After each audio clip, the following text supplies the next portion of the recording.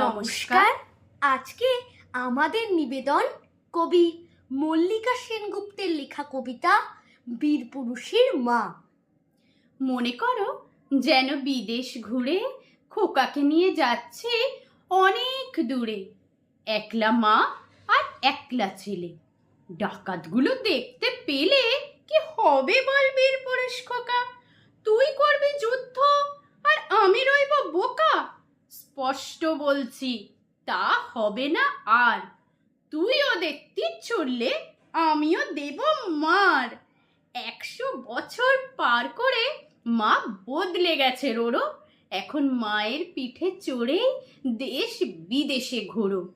তবু তেমন তেপান্তরের মাঠে ডাকাত এলে আগুন জেলে কাঠে মা আর ছেলে দুজন লড়বো যুদ্ধ। হারবো জিতবো আমরা অনিরুদ্ধ। ওদের একে 47 থাক, ভয় পাবো না, আমরা দেব হাঁক।